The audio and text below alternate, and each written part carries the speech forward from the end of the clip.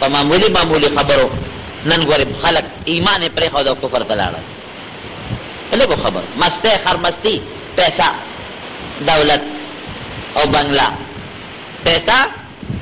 دولت بنگلا او موټر ډېر خلک کم ځای ته ورسول. لکه غوندې یو رکوټې کورکې لکه غوندې یو 100 روپۍ ورسره وشوې او یو رکوټې غوندې موټرګي وشو. بس اوس د ده د نظر نه انسان او عالم او نیک او بزرگ او دنیا او اخرت او خدای سره راځي بیا دا مس شو کنه. هغه خبرې به کوي د خلکو په مخ کې د کبر مستی به کې پیدا شو. الله پسې خبرې، اخرت پسې خبرې، قبر پسې خبرې، عذاب پسې د قبر خبرې، ګاډې وړې ولې پیسې او دولت ته وسره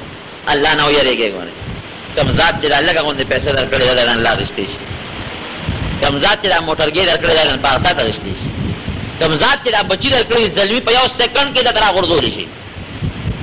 او کوم ذات چې د دنیا عزت درکړي دا نه په 15 منټه کې رښتې شي کنه شي کولای راته وایي پاساته کوي چو وړ تاسو تعالی الله په اختیار کې الګ خبره تاسو د خلینو ګاډي وډه وباسي قبر پسې مو خدای پسې مو رسول پسې مو دین پسې اسلام پسې مولا پسې تبلیغي پسې بزرگ پسې نیک پسې شیخ پسې اے بجو او چې منځ یو لټه مستی به مستی بل به سم نه او سوي دا انسان پیسې بسي ډېر مالدار شوی د جرګونو خاوند شوی ډېر مالدار شوی د کارخانو مالک شوی ډېر مالدار شوی د موټرو د گاډو مالک شوی سونه ډوډۍ بخوري اځو نه جاته خوري نشي یا کوم غریب خوري هغه کم خوري زیاده نشي خوري غریب له خدای خبر کوي اس پر اس په نشتا پته بند کړي د خواږه باندې خوري مته باندې وکړه وای د موږ طالبان موږ طالبان کو پټه پرې دم نه کوي راځي وګوره د موږ طالبان نه پکې شوګر تا نه پکې بلډ پریشر شته نه پکې د بي پلان کې بیماری شته هغه لوخه باندې وته پرلت را مات کیو د 15 شپږو کور ترکاری وي او چې ته وګوري دا لوم دیوبند ته ودل یو ډاکټر راغلی وی طالبان دا جون ګورم کافر انګريزو چې وې کتل هغه طالبان ته وي او دا ټول مریضان دي دا ګن خوري ګن دا خو به بیګاله ټول مړي ولې وی دا خور کې ناس دی او د کاسې ته ګورو دا تور باټینګن دی او دا پکې لوګان دی او دا پکې دال دی او دا څه ګډ وډ او سه ورته ناس دی پرلته وته غزول دی ټول د جراثیم ډکې دا خو بیګاله ټول مړي کفن ولا تیار کې دا دوی دا څور کوي وی دا بیګاله چې اوس من دي نو بیګاله به دوه منه یو دا نورم غټي کې دي سر دا مرینا دا څه طالبان ته ګورم الله دا سره د موږ له قسم په خدای راکړ چې دا خانانه غسه ډوډۍ نه کوي په خوي تاسو خوري مونږه مزه درکې زمونږ دي تاسو خپل رزق په صحیح طریقو نه خورا دا ټول مونږ طالبانو مولانو خورا روزي چا اختیار کې در اختیاراته وای دا کله چا په واس کې وې کنه کله چا په واس کې وې روزي نو مولا او طالب په دې وخت تاسو نه ډوډۍ نه وخوړل دومره تاسو دشمنان دي هغه خلک چې الله لار ته خي هغه خلک چې جنت ته بوزي هغه خلک چې د دوزخ نه بچ کی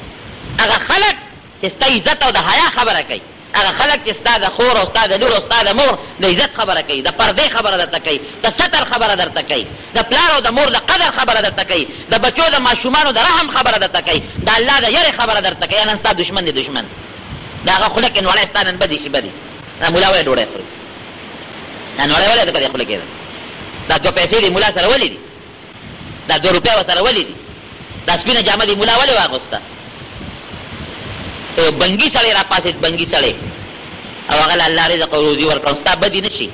که مولا الله یو 2 روپیا ورکړ یو نوړې روپیا ولا ورکړ او جامه ورکړ نو بس تا په بیا تیار ده اوه دا ولې ظالمه سوچ نه کې تا دا مولا خو ستا احسان من احسان وا پدان واړه شکریا ادا کا ته دا مسلمان دې چاله برکت ده چې دا خپل کلمه چاله ته خولې ده یا برته دی مولا خولې ده پلار باندې د نکاح د قد نکاح برته خولې د جمعات کې مصلی باندې کوم ناس ده برته خولې اخور او د لور او د مور د تمیز ته چا خولې دا جنت ته خشتلار د سوق خي دا خدای نه دي سوق یې سوچ د دنیا دې پیسې لګه غونډه پیسې مونږ لراشي بس اسمان تخفي ورسوي سبب کې دا نوړې ډوډۍ نه زیات نشي خور دا چې کم کور کې اوسېږي دې نه زیات جنت کې نشي اوسېږي دا کې دا کټ کې زم سمله او تم پکې سمله غریب هم پکې سمله او مالدار هم پکې سمله تبه ایسی ته پروت دا غریب چې دی اب پکې ته پروت دی دا به فرقي هر چا له خدای نن پکې ورکړي او ته ایسی تم نشي ټینګېدی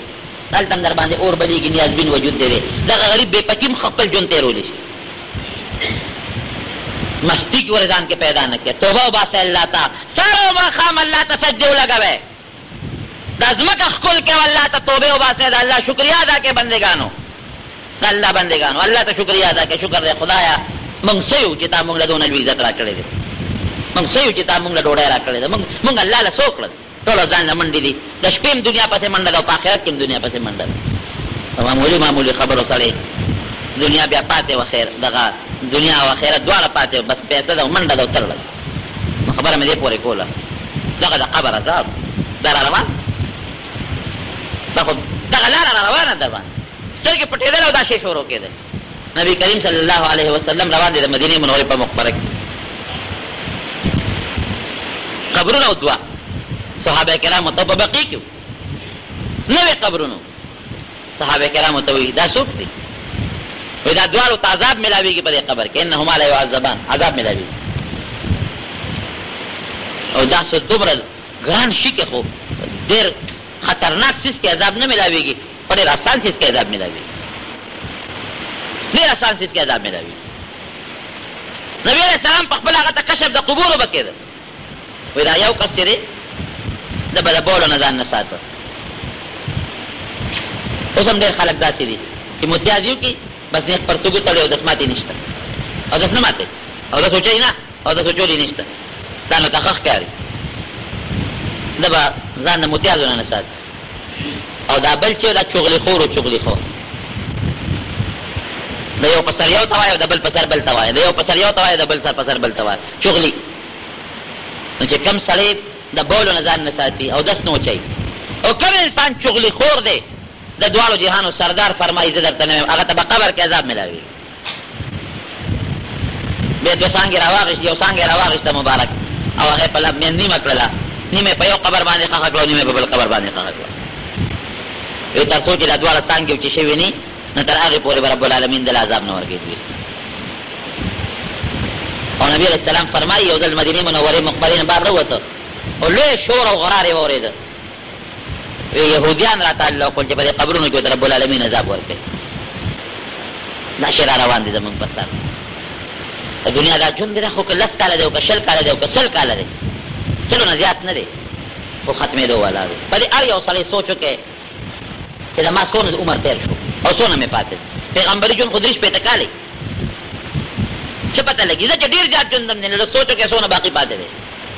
هم که ورته ورورسېږي منځ کې مړ نه شي او هغه د قبر زندګي بیا ګورې هېڅ پته یې نه لګي چې کله به ختمېږي نورونو لږ غوندې په احتیاط قدم اخلئ د قبر نه ځان وساتئ د غیبت نه ځان وساتئ د چغلۍ نه ځان وساتئ د نیکانو خلکو ملګرتیا او صحبت کوئ د بدانو د مجلسونو نه ځان وساتئ هغه زندګي تېره کړئ چې لوی الله پې خوشحالېږي او د هغې زندګۍ نه ځان وساتئ چې لوی الله پې خفه کېږي ګوره زه ستاسو د فایدې لپاره خبره کوم که تاسو زما په دې خبره عمل وکړه ما له پې الله اجر راکړي تاسو به د لوی عذاب نه الله بچي که زما په دې خبره عمل هم ونه کړه نو ما له بیا هم الله اجر راکړي ما درته بیان وکړو خو عذاب ستاسو دی نو خدای تاسو مونږ ټول د دې عذاب نه وساتي